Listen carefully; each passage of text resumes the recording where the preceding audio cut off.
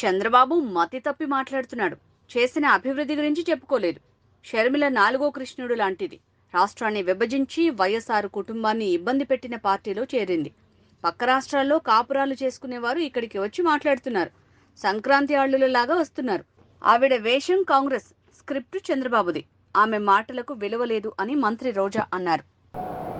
జగన్మోహన్ రెడ్డి గారు ఎన్నికల శంఖారావం పూరించారు. ఆ ఎన్నికల సభ చూస్తేనే అందరికీ అర్థమవుతుంది జగన్మోహన్ రెడ్డి గారు ఎన్నికలకు సిద్ధమయ్యారు అని.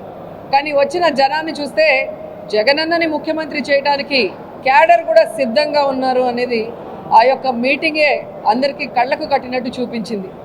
ఈ ఆంధ్రప్రదేశ్ రాష్ట్రంలో ప్రజలందరూ కూడా జగనన్న వైపే ఉన్నాం, జగనన్నని ముఖ్యమంత్రి చేయడానికి సిద్ధంగా ఉన్నారన్న విషయం ప్రతిపక్షాలకు కూడా మరి ప్రస్ఫుటంగా అర్థమయ్యేలాగా మీటింగ్ జరిగింది.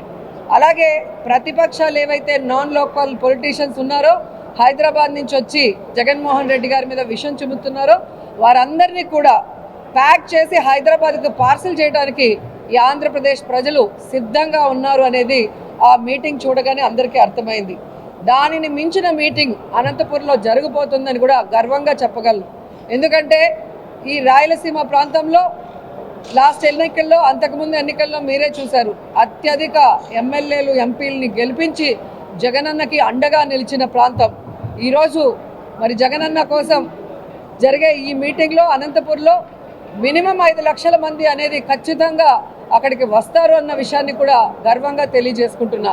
ఎందుకంటే ఈరోజు ఈ రాష్ట్రంలో ప్రతి కుటుంబానికి పార్టీ, కులం, మతం చూడకుండా ఆయన చేసిన సహాయ సహకారాలు, అలాగే ఈరోజు జగన్మోహన్ రెడ్డి గారు మళ్ళీ వస్తేనే ఇవన్నీ కంటిన్యూ అవుతాయి, అలాగే ఈ రాష్ట్రం బాగుంటుంది, అభివృద్ధి చెందుతుందన్న నమ్మకం క్యాడర్లో, ప్రజల్లో బలంగా ఉంది. కాబట్టి ఇది సూపర్ సక్సెస్ అవుతుందని కూడా మనస్ఫూర్తిగా తెలియజేసుకుంటూ, మా ఎమ్మెల్యేలు, ఎంపీలు అందరూ కూడా ఇక్కడ 7 పార్లమెంటుకు సంబంధించిన వాళ్ళందరూ కూడా వచ్చారు. అందరూ కూడా ఈ సభని సక్సెస్ చేసే విధంగా డిస్కషన్ చేసుకోవడం చాలా సంతోషంగా అనిపించింది.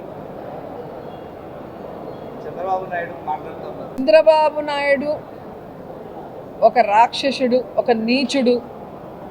పిల్లనిచ్చిన మామని వెన్నుపోటు పొడుస్తాడు, ఓట్లేసిన ప్రజలకి అన్యాయం చేస్తాడు. తనని ముఖ్యమంత్రి చేసిన ఈ రాష్ట్రాన్ని కారణం లేకుండా తన స్వలాభం కోసం ముక్కలు చెక్కలు చేస్తాడనేది రాష్ట్ర ప్రజలందరూ గమనించారు కాబట్టే, అర్థం చేసుకున్నారు కాబట్టే 2019లో అతన్ని తరిమి కొట్టారు. ఈసారి ఆ 23 సీట్లు కూడా వచ్చే పరిస్థితి చంద్రబాబు నాయుడికి లేదు. అందుకే వాళ్ళకి మతి స్థిమితం.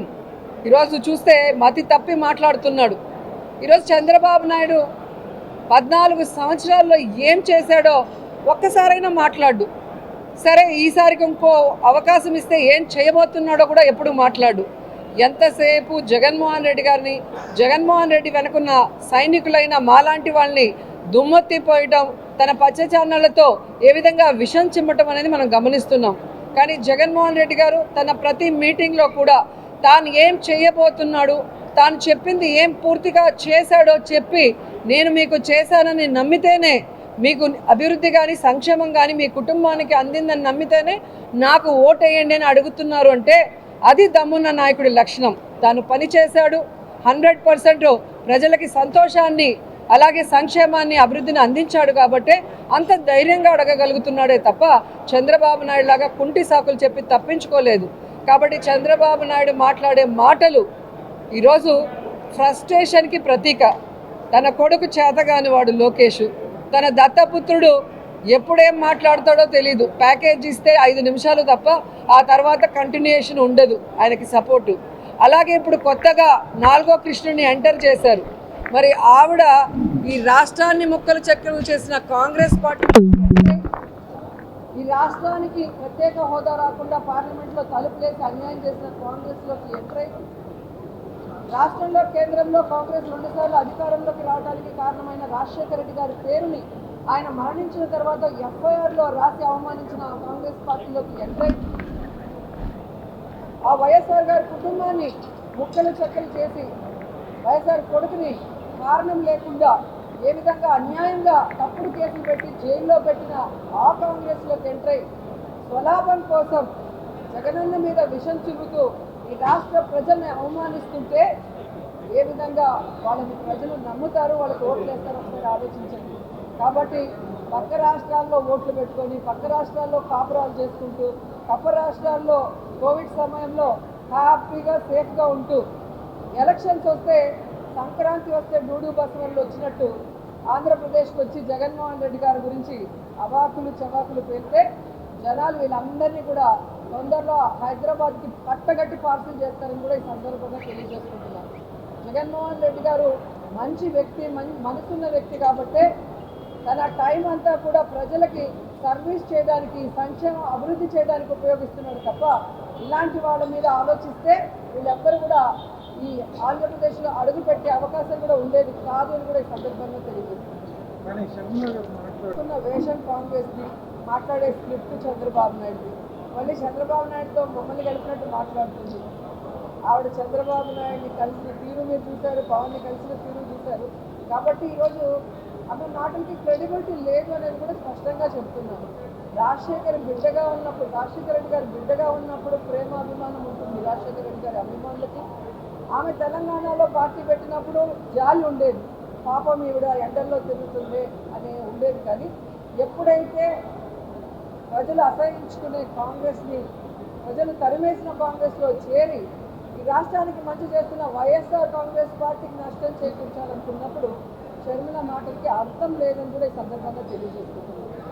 ఎందుకంటే షర్మిల గారు తెలంగాణలో పార్టీ పెట్టినప్పుడు స్పష్టంగా చెప్పింది, నేను ఇక్కడే పుట్టాను, ఇక్కడే చదువుకున్నాను, ఇక్కడే పెళ్లి చేసుకున్నాను, నా ప్రాణం ఉన్నంత వరకు ఈ తెలంగాణ ప్రజలకి కష్టం వచ్చినా నష్టం వచ్చినా అండగా ఉంటానని చెప్పింది. మరి అలాంటి బిడ్డ ఈరోజు ఆ పార్టీని కాంగ్రెస్లో విలీనం చేసి తెలంగాణని గాలి వదిలేసి ఆంధ్రప్రదేశ్లో వచ్చి మళ్ళీ కొత్త అవతారం ఎత్తితే ఏ విధంగా గౌరవం ఉంటుంది, మాటకి క్రెడిబిలిటీ ఉంటుంది. ఈరోజు జగన్మోహన్ రెడ్డి గారు చూడండి, పావురాల గుట్టలో ఇచ్చిన ప్రామిస్ని ఫుల్ఫిల్ చేయడానికి ఎన్ని అవమానాలు, ఎన్ని కష్టాలు, ఎన్ని తప్పుడు కేసులు పెట్టి జైల్లో పెట్టినా ఏ రోజు కూడా ఎవరికి కమిట్ అవ్వలేదు, ఎవరికి తల ఉంచలేదు. ఈ రోజు వరకు ఎవరితో కలిసి పొత్తు పెట్టుకొని ఎన్నికలకు వెళ్ళలేదు. కాబట్టి ఎవరో ఏదో చెప్తే ప్రజలు నమ్మేస్తారనుకుంటే అది పిచ్చి, వాళ్ళ పిచ్చి. జగనన్న ఎవరితో పొత్తు పెట్టుకోవాల్సిన అవసరం లేదు, అది స్పష్టంగా ఆయన అనేక సార్లు చెప్పారు. భవిష్యత్తులో కూడా కేంద్రంలో ఎవరు అధికారంలోకి వస్తారో వాళ్ళు రాష్ట్ర ప్రయోజనాలకి సపోర్ట్ చేస్తే వాళ్ళకి బయట నుంచి సపోర్ట్ చేస్తారని చెప్పడం అనేది కూడా మీరు గమనించారు. చంద్రబాబు నాయుడు ఓటు నోటు కేసులో దొంగలా దొరికిపోయిన చంద్రబాబు నాయుడు పిల్లనిచ్చిన మామకు వెన్నుపోటు పొడిచి ఎమ్మెల్యేలని ఎంపీలని ఎత్తకపోయి వైస్రాయిలో పెట్టి చెప్పులు వేయించినోడు. అసలు రాజకీయాల్ని డబ్బుతో భ్రష్టు పట్టించి పక్క పార్టీలో గెలిచిన వాళ్ళని డబ్బులు పెట్టుకునే ఈ పెద్ద మనిషి మా గురించి మాట్లాడడం సిగ్గుచేటు. నేను ఆ పార్టీలో 10 సంవత్సరాలు పనిచేశాను. ఈ 10 సంవత్సరాల్లో నేను ఏ రోజైనా ఒక తప్పు చేశానో, ఒకరి దగ్గర ₹1 తీసుకున్నానో ప్రూవ్ చేయమనండి. ఈ పార్టీలో పనిచేసిన వ్యక్తినే కదా. ఈరోజు 24 సంవత్సరాల తర్వాత ఈరోజు ఆయన కనిపిస్తుంది, పదవులు అమ్ముకుంటున్నారు. దీన్ని బట్టి ఆయన స్థాయి ముఖ్యమంత్రి స్థాయి నుంచి మా స్థాయికి వచ్చేసింది అనేది గమనించాలి. జగన్ గారి మీద వాళ్ళ చెల్లెలే చేసినప్పుడు ఎవరో తెలియని వాళ్ళు మనం సామాన్యుల్ని కౌన్సిలర్ చేసినప్పుడు వాళ్ళ అమ్ముడిపోయి మాట్లాడరని ఎలా అనుకుంటారు మీరు? వాళ్ళ వ్యాపారం ఏంటో ఒకసారి కనుక్కోండి. వాళ్ళు ఈరోజు కౌన్సిలర్ అయ్యారు అంటే వైఎస్ఆర్సీపీ పుణ్యం. సామాన్యుల్ని కూడా ఈరోజు ఎంపీల్ని, ఎమ్మెల్యేలని, ఎమ్మెల్సీలు చేసి అన్ని సామాజిక వర్గాలకి న్యాయం చేసిన వ్యక్తి జగన్మోహన్ రెడ్డి గారు. ఆయన బాటలోనే మేము కూడా రాజకీయ వాళ్ళు లేకపోయినా, రాజకీయ అర్హత లేకపోయినా మంచి వాళ్ళుగా, పేదవాళ్ళుగా ఉన్న వాళ్ళని తీసుకురావాలనుకున్న క్రమంలో వీళ్ళు వచ్చారే తప్ప వీళ్ళు పార్టీ జెండా మోసింది లేదు, పార్టీకి పనిచేసిన వాళ్ళు కాదు. కానీ ఆ కృతజ్ఞత లేకుండా ఈరోజు ఎవరో చెప్పిన మాటలకో దేనికో లొంగి నా మీద నిందేస్తే ఖచ్చితంగా భగవంతుడు సమాధానం చెప్తాడు.